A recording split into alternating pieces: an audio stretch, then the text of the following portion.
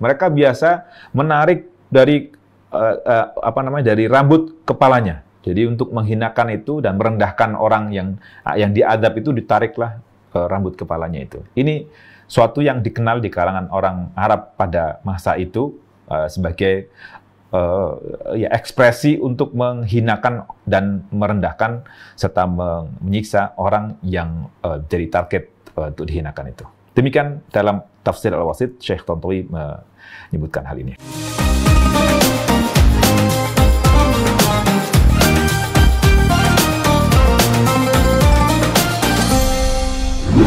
Baik. Kemudian wal muradu, kembali ke apa yang maksud dengan nasihatin kadibatin khati'ah, masih perkataan para ulama tafsir. Mereka mengatakan di sini, Syekh Ibnu Ashur mengatakan kadibun sahibuha khati'un sahibuha ay athimun. Maknanya apa? Kadibun sahibuha, pemilik ubun-ubun itu yang berdusta, khati'un sahibuha, dan yang melakukan kesalahan itu adalah sahibnya. Jadi pemilik ubun-ubun itu, bukan ubun-ubun itu tapi pemiliknya. Demikian para ahli tafsir mengatakan itu. Baik. Kemudian wa khati'ah, khati'ah itu adalah ismu fa'ilin, kata yang bermakna subjek dari kata kerja khati'ah.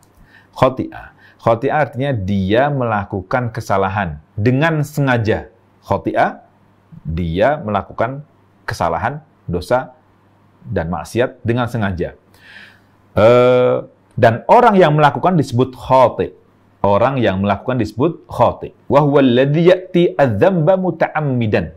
Siapa yang disebut dengan khati' itu? Orang yang melakukan dosa dengan sengaja. Ya.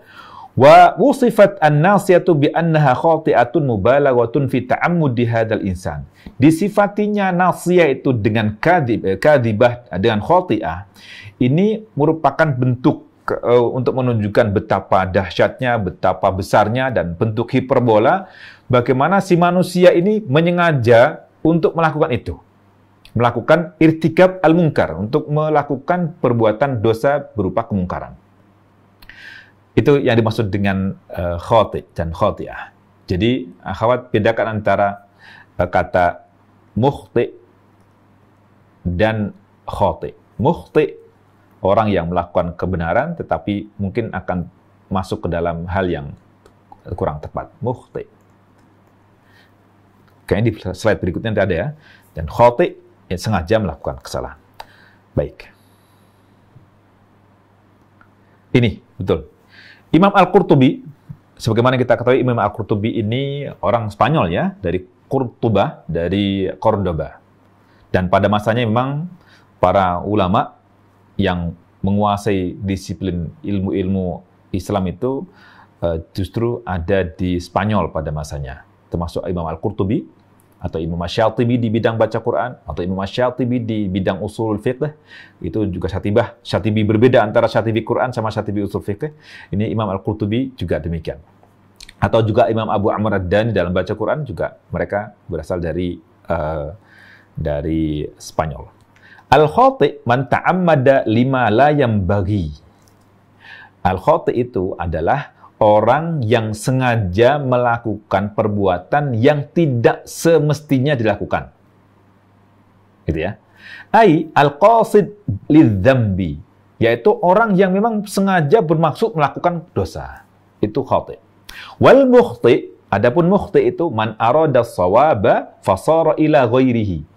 Apa itu al-mukhti'? Orang yang berniat melakukan kebaikan, tapi ternyata justru berubah melakukan perbuatan yang menyimpang dari yang benar itu. Ya, artinya nggak sengaja, tapi ternyata menyimpanglah perbuatan dari yang seharusnya benar dilakukan tadi itu.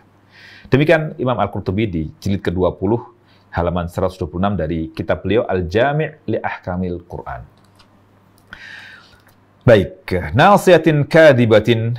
Kadibah, tadi sudah dijelaskan di muka bahwa kadibatun fi qawliha, khati'atun fi fi'liha.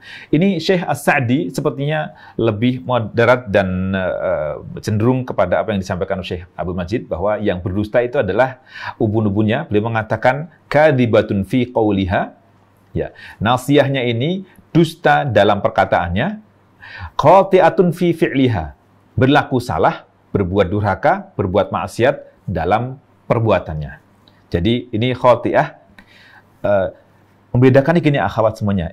Kadhibah ini kan bentuk perempuan, ada tak marbutohnya, berarti menunjukkan perempuan. Nah, ini berarti mensifati yang perempuan, nasiyah perempuan kan. Tapi kalau kadhib, hilang tak marbutohnya, berarti tidak mensifati nasiyah. Bisa dipahami ya? Kalau nasiyatin kadhibatin, taknya ini karena mengikuti taknya nasiyah. Tapi kalau kiranya yang disifati itu laki-laki, maka menjadi kadhib, orang laki-laki yang berbuat dusta, yang berdusta. Khati' juga demikian. Khati'ah tak marbutah yang ikuti nasiyah, ada tak marbutah di akhirnya. Jadi kalau perempuan disifati dengan sifat perempuan. Jadi kalau ada kata sifat bentuknya jenis yang perempuan, berarti mensifati yang perempuan. Nggak mungkin sifatnya perempuan tapi mensifati laki-laki, nggak mungkin. Kecuali kalau ada dalam bahasa Arab kata benda yang tidak berakal, ketika berbentuk jamak tidak beraturan, maka disifati menjadi perempuan. Yang belajar bahasa Arab masih ingat ya, bagaimana kalau jamak, misalnya kutubun qayyimatun. Kutub bentuk jamak dari kitab. Kutub bentuk jamak dari kitab. Jamaknya kutub, pendek. Karena tidak berakal itu kitab, buku, maka disebutkan dengan qayyimah. Fiha kutubun qayyimah di surah Al-Bajinah. Ya. Baik. Semoga menambah wawasan. Yang tidak paham, sabar, insya Allah nanti bisa paham sedikit demi sedikit. Demikian Syekh As-Sa'di dalam Taisirul Karimir Rahman menjelaskan. Syekh Sa'di, Masya Allah, ulama sangat luar biasa. Beberapa waktu yang lalu, cucu-cucunya diundang ke Syariqah, Uni Emirat Arab, untuk menghadiri acara dalam rangka mengenang beliau, dan juga cucu-cucunya menceritakan bagaimana profil beliau, juga ada pameran kitab-kitab beliau, Syekh As-Sa'di, Abdurrahman As-Sa'di. Semoga Allah merahmati beliau dengan rahmat yang luas, dan semoga kita bisa meniti jejak beliau menjadi bagian dari ahli Al-Quran. Amin ya rabbal alamin. Baik, ini penjelasan yang tadi saya katakan berkaitan dengan statement Syekh Abdul Majid Az-Zindani berkaitan dengan nasihatin kadhibatin khati'ah, yang bisa diklik di sini, linknya ada penjelasan beliau berkaitan dengan nasihatin kadhibatin khati'ah, dan sebagiannya saya berikan pengantarnya saja. Intinya beliau kemudian merujuk kepada kitab-kitab tafsir, ternyata mendapat jawaban yang kurang memuaskan beliau, hingga kemudian beliau melakukan penelitian dan selalu mengkaji dan bertanya terus, apa maksud dengan nasihatin kadhibatin? Bukan seminggu, 2 minggu, bukan setahun, 2 tahun, tapi belasan tahun beliau sampai ketemu jawaban di Profesor Kait Elmore. Baik. Wan nasiyatu markazul qiyadah, kata beliau, nasiyah itu markaznya qiyadah, markasnya pengendali, markas pengendali. Jadi pusat pengendali manusia itu ada di nasiyah. Markaz itu pusat, atau markiz itu pusat, qiyadah itu pengendali yang mengatur yang segala macamnya. Wali hikmatin syara'allah, wali hikmati syar'illah, dan untuk hikmah syariat Allah Subhanahu wa taala, antas juga hadhihin nasiyatu. Karena hikmah Allah Subhanahu wa taala, syariat Allah Subhanahu wa taala, maka yang diperintah untuk bersujud itu nasiyah ini. Jadi nasiyah kita itu disujudkan ke tanah itu. Wa antutati'a lillah, dan hanya tunduk mensujudkan diri kepada Allah Subhanahu wa taala. Wa la'alla hunaka 'alaqatun baina nasiyatin tasjudu khashi'atan wa baina sulukin yastaqim. Mungkin ini ada kaitannya antara nasiyah, ubun-ubun yang biasa sujud khusyuk di di hadapan Allah Subhanahu wa taala, jika dibandingkan dengan suluk, dengan akhlak, dengan perilaku, dengan moral keseharian. Di surah Al-Ankabut, innas salata tanha 'anil fahsya'i wal munkar.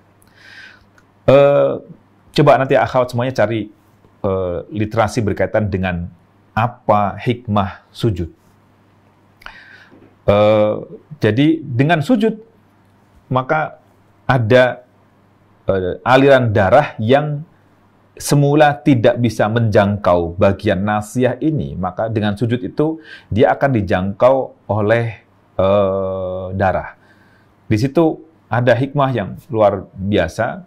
Allah mensyariatkan kita melakukan sujud, dan dengan sujud yang lama, maka insya Allah akan membentuk pribadian kita, menjadikan kita lebih soleh insya Allah Subhanahu wa Ta'ala, dan semoga Allah terima amal ibadah kita semuanya. Amin ya rabbal alamin.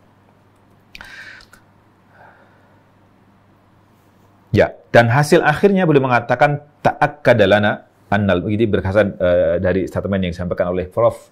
Moore, beliau mengatakan ta'akkad lana annal mukh alladhi tahtal jabhati mubasyaratan, bahwa penemuan ilmiahnya bahwa annal mukh, bahwa otak yang di bawah jabhah, di bawah jidat kita ini, persis di apa namanya jidat itu? Dahi ya, di belakang dahi kita ini, mubasyaratan secara langsung, alladzi fin nasiyah, yang di ubun-ubun kita ini, huwal juz'ul mas'ul 'anil kadhibi wal khata'.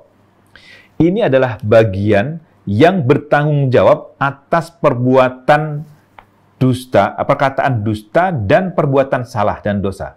Jadi ini yang bertanggung jawab untuk mengendalikan kita melakukan amal baik atau tidak, itu adalah ubun-ubun kita.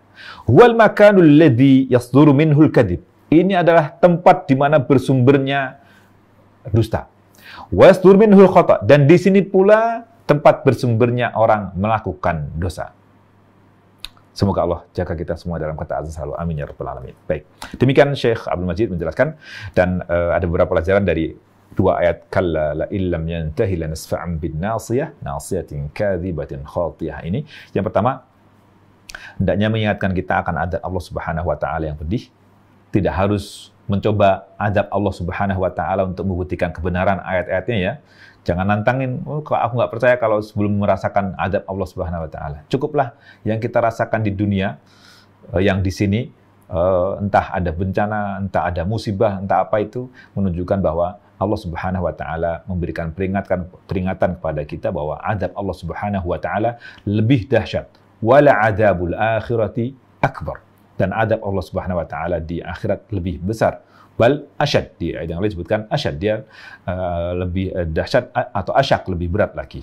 Semoga Allah jaga kita dari adab Allah Subhanahu wa Ta'ala. Yang kedua, otak bagian depan sebagai pengendali manusia dalam memutuskan suatu hal baik atau buruk yang akan diputuskan. Ini tentu menarik untuk kita kaji secara ilmiah. Semoga nanti ada pakar-pakar keilmuan di bidang ini yang bisa menjelaskan tentang penemuan ilmiah tersebut. Yang ketiga, penemuan ilmiah menguatkan mukjizat kebenaran Al-Quran. Dan kaidahnya, apapun penemuan ilmiah pasti akan sejalan dengan Al-Quran. Kalau bertolak belakang, berarti kita sebagai orang beriman, hamba beriman, meragukan keilmiahan penemuan tersebut. Jadi kaidahnya, tidak ada penemuan ilmiah yang bertolak belakang dengan Al-Quran. Pasti akan sejalan dengan Al-Quran. Semoga Allah Subhanahu wa Ta'ala akan memberikan istiqomah kepada kita bersama Al-Quran. Amin ya rabbal alamin. Ayat berikutnya, bagian akhir dari surah Al-Alaq. Falyad'u nadiyah sanad'u zabaniyah kalla la tuti'hu wasjud waqtarib. Ayat sebelumnya, lanasfa'an bin nasiyah nasiyatin kadhibatin khati'ah. Lalu ketika Abu Jahal itu membanggakan keluarganya, membanggakan pengikutnya, membanggakan golongannya, maka Allah Subhanahu wa Ta'ala sendiri yang mengancamnya. Ditantangin dia. Falyad'u nadiyahu. Falyad'u ini fa, maka. Kemudian lam ini tadinya li. Karena ada fa, maka lam li-nya ini disukunkan. Li ini namanya lamul amr, lam kata perintah. Jadi maksudnya kamu hendaknya, kamu harus, atau dia, karena di sini ya berarti yad'u, maka di sini yang diminta dia. Maka hendaknya dia, maka harusnya dia. Yad'u ini dari kata yad'u, panjang tadinya. Yad'u. Karena di depannya ada kata li, maka waw di akhirnya, ingat tadi huruf-huruf illah namanya huruf penyakit, waw maddiyah, waw bersukun setelah waw dhammah, waw bersukun setelah dhammah, atau ya bersukun setelah kasrah, itu kalau ketemu hal-hal yang membuatnya majzum, misalnya li atau lam tadi itu, maka dihilangkanlah wawunya atau ya-nya. Maka di sini fal yad'u, tadinya yad'u panjang ada wawunya, waw asli, tapi dihapus karena ada lam li. Fal yad'u.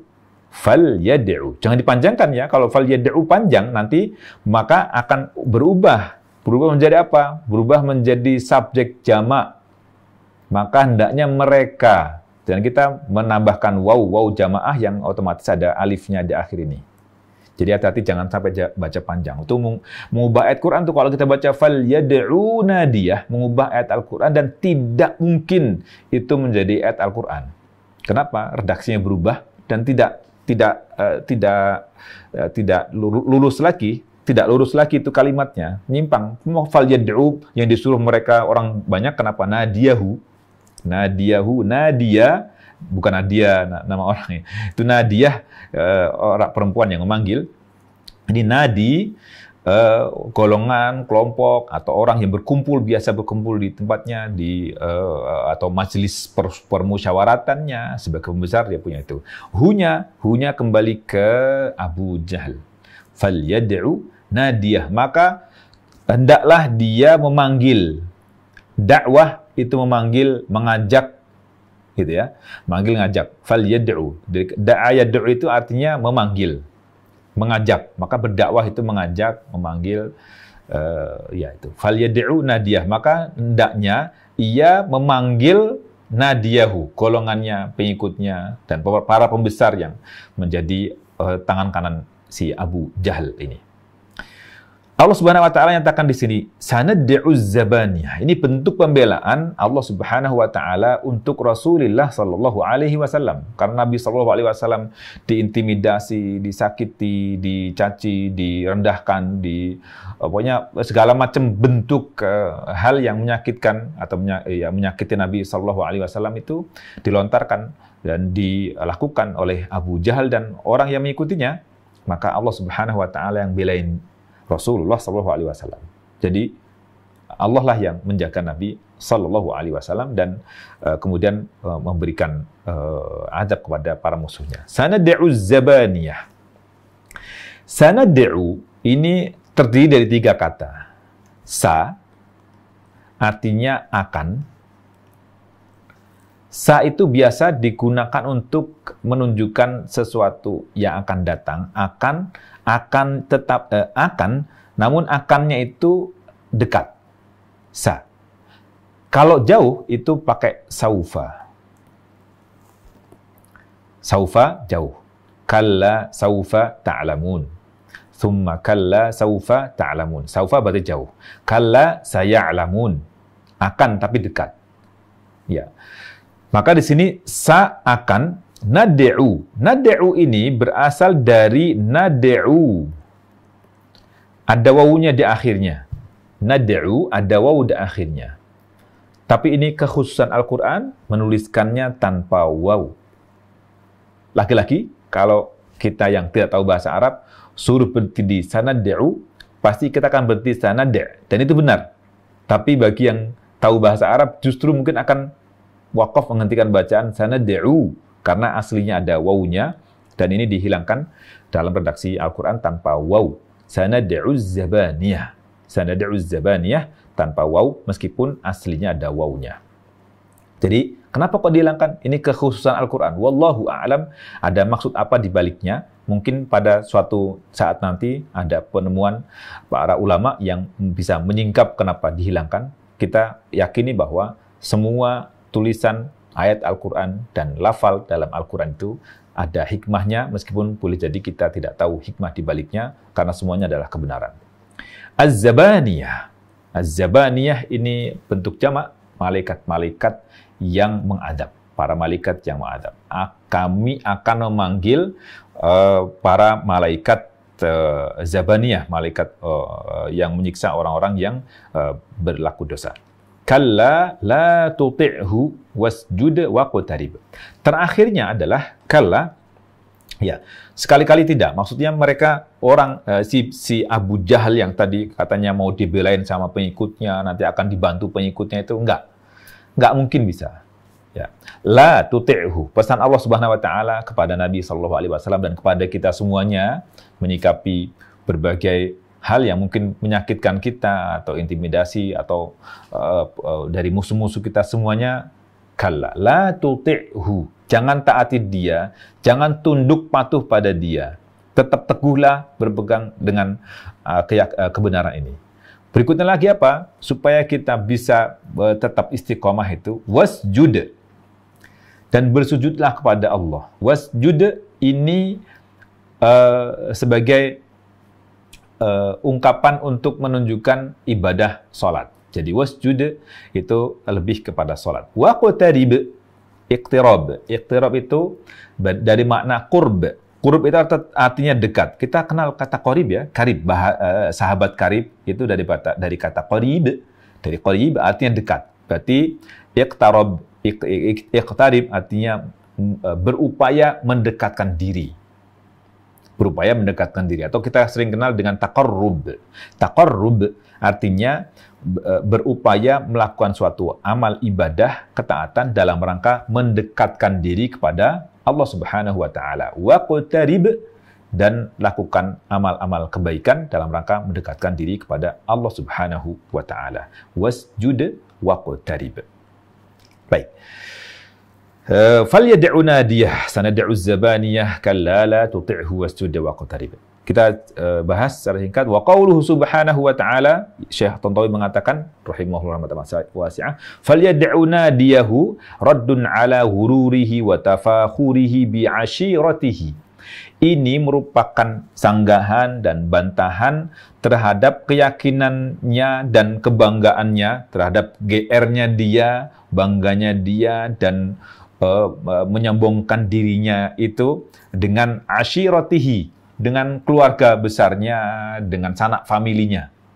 Dia bangga dengan punya keturunan banyak, punya pengikut banyak. Faqad ja'a fil hadits syarif. Sebagaimana disebutkan dalam hadis yang mulia, anna Aba Jahlin indama nahan Nabiyya sallallahu alaihi wasallam 'anis shalah, ketika Abu Jahal itu melarang Rasulullah sallallahu alaihi wasallam melaksanakan salat atau menghalangi Rasulullah sallallahu alaihi wasallam dari melaksanakan salat, naharahu Nabi sallallahu alaihi wasallam. Nabi sallallahu alaihi wasallam pun ini seperti saya salah terjemah ya, mungkin nanti bisa koreksi lagi. Naharahu Nabi sallallahu alaihi wasallam. Nabi sallallahu alaihi wasallam pun menolak itu dan menghardik Abu Jahal, wa zajarahu wa aghladu lahu alqaul, dan Nabi SAW mengatakan kalimat yang membuat Abu Jahal terperangah. Faqala Abu Jahlin, maka Abu Jahal pun akhirnya mengatakan, atuhaddidunani ya Muhammad, apakah engkau wahai Muhammad mengancam aku, wa ana aktsaru hadzal wadi nadiyan, sementara aku ini di lembah Makkah itu adalah orang yang paling banyak pengikut, orang yang paling punya banyak pembela. Nadiyan. Fa anzalallahu subhanahu, maka Allah Subhanahu wa taala menurunkan ayat falyad'u nadiyah sanad'u zabaniyah. Gitu ya. Jadi sebab turunnya adalah karena Abu Jahal menyombongkan diri, menantang, bahkan dari penjelasan dakwah Nabi Shallallahu Alaihi Wasallam pun ditantang dan ditentang dan ditantang juga ditolak oleh Abu Jahal, bahkan justru malah menyakiti Nabi Shallallahu Alaihi Wasallam. Maka Allah Subhanahu Wa Taala yang memvonisnya falyad'u nadiyah, ditantang oleh Allah Subhanahu Wa Taala falyad'u nadiyah sanad'u zabaniyah. Ini sepertinya saya ada kesalahan terjemahan, nanti saya akan berbagi insyaallah. Baik, kemudian tentang kata nadiyah. Nadiyah itu haknya kata ganti untuk si Abu Jahal. Wa aslun nadi, asal kata an-nadi itu al-makan alladhi yajtami'u fihi an-nasu lil hadis. Kata an-nadi itu asal usulnya bermakna tempat Al-makan. Al-makan itu artinya tempat ya, bukan makan gitu. Al-makan alladzi yajtami'u fihi, tempat yang menjadi tempat berkumpulnya, yajtami'u fihi nas, tempat berkumpul orang-orang lil hadis, untuk berbincang-bincang. Ngobrol, berbicara, membahas suatu hal. Wala yusamma al-makan bihadzal ismi illa idza kana mu'addan li hadzal gharb. Tempat itu nggak dinamai dengan an-nadi, dengan nama ini, kalau tidak disiapkan untuk tujuan ini. Tujuan untuk berkumpul, berbicara, untuk bermusyawarah dan segala macamnya. Wa minhu daru an-nadwah. Dan masuk dalam konteks an-nadi ini kita kenal di masa Nabi SAW atau sebelum Nabi SAW menjadi Nabi. Di Makkah, orang Quraisy punya tempat berkumpul, majelis permusyawaratannya lah gitu. Itu disebut dengan darun nadwah, tempat nadwah. Tempat mereka berdiskusi, mereka bermusyawarah, mereka membahas berbagai hal. Kalau dalam konteks sekarang, mungkin di pemerintahan, gedung DPR MPR lah gitu. Itu darun nadwahnya, darun nadwah. Baik. Wa hiya darun kana ahlu Makkah yajtami'una fiha litashawuri fi mukhtalafi umurihim. Ini tempat, darnya ini, rumah ini atau gedung ini, karena pada masa itu penduduk Makkah biasa berkumpul di situ litasyawur, untuk bermusyawarah dalam segala urusan. Fi mukhtalaf umurihim, dalam segala bentuk urusan dan permasalahan. Wa sumya bidzalika li anna an-nasa yandawna ilaihi. Kenapa disebut nadi? Karena orang-orang itu yadhabuna ilaihi, biasa datang ke tempat nadi tersebut, kumpul ke situ. Jadi merupakan sentral untuk orang berkumpul. Wayantaduna fihi, ayajtami'una lil hadits fihi, dan biasa mereka berkumpul situ untuk membicarakan banyak hal. Demikian Syekh Tantawi dalam At-Tafsir Wasit menjelaskan tentang makna an-nadi. Jelas ya? Maksudnya, jadi nadiyah itu, nadi berasal dari tempatnya itu, kemudian dipakailah untuk orang-orang yang menjadi orang penting di pertemuan tersebut. Baik. Wa nadwah itu maknanya al-jamaah. Demikian Syekh Ibnu Ashur mengingatkan kita, an-nadwah artinya jamaah. Wa yuqalu nadin wa nadiyun, ini asal usulnya. Baik, ini mirip dengan yang saya jelaskan. Oh ya, di sini dijelaskan. Faida wa la yutlaqu hadzal ismu 'ala al-makani illa idza kana al-qaumu mujtami'ina fihi. Ini tempat enggak dinamakan dengan nama ini kalau orang enggak berkumpul di tempat itu. Gitu. Faida tafarraqu anhu, kalau orang berpencar-pencar enggak ngumpul, falaysa binadin, maka enggak bisa disebut sebagai nadi. Enggak bisa disebut sebagai nadi. Wa yuqalu nadi, disebut nadi itu lima majlisil qaumi naharon, untuk majelis pertemuan orang-orang di siang hari. Ingat, an-nadi itu untuk sebutan siang hari. Kalau malam hari, fa amma majlisuhum fil laili, kalau majelisnya di malam hari maka disebut sebagai al-musamar. Al-musamar. Jadi berbincang di malam hari, summer namanya. Summer, bukan summer musim panas ya, mungkin juga ada kaitannya. Summer musim panas orang bisa sampai malam masih terang benderang. Jadi musamar atau musamar itu tempat berkumpul berbincang di malam hari. Baik, sebagai pengetahuannya, jadi as-summer itu berbincang di malam hari.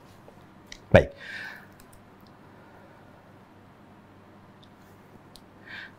Wal amru fi qoulihi ta'ala falyad'u lit-ta'diz. Perintah di sini falyad'u, maka hendaknya dia memanggil teman-temannya, golongannya, pengikutnya, pembesar tadi itu untuk apa? Lit-ta'diz. Untuk maksud Allah menantangnya dan melemahkannya. Artinya ketika Allah tantang falyad'u nadiyah, nggak bisa dia. Nggak bisa untuk melakukan itu. Nggak ada manfaatnya. Gitu. Wal kalamu ala hazimut, di sini ada yang dihilangkan. Ay falyad'u, hendaknya dia manggil hadza syaqiyya al-maghrur ahlahu wa ashiratahu li idza'in Nabi sallallahu alaihi wasallam. Maknanya apa? Hendaknya si asy-syaqi al-maghrur, si orang yang sengsara, si Abu Jahal tadi yang bangga dengan apa yang dimilikinya, itu hendaknya manggil keluarganya, keturunan, sanak saudaranya, keluarganya yang menyakiti Nabi Shallallahu Alaihi Wasallam itu, waliman karena dia mencegah Nabi SAW untuk melaksanakan sholat. Ya, in qadiru ala dzalik, kalau sekiranya dia mampu untuk mendatangkan mereka, memanggil mereka dan mereka bisa bantuin itu. Fanahnu man min janibina sanad'u zabaniyah. Kami akan panggil zabaniyah, malaikat penyiksa orang-orang yang berbuat dosa. Wahumul malaikah al-ghilad, yaitu malaikat-malaikat yang serem, menakutkan, yang perkasa, luar biasa besar. Ghilad, dia keras, bengis. Al-muwakkaluna bi'iqabi hadzal maghrur wa amsalahu wa amsalihi. Ini malaikat yang mendapat kepercayaan untuk menyiksa, untuk menghukum orang-orang yang melampaui batas dan banyak berbuat dosa, dan orang-orang sepertinya juga. Demikian Syekh Tantowi menjelaskan tentang makna perintah di fal yad'u nadiyah.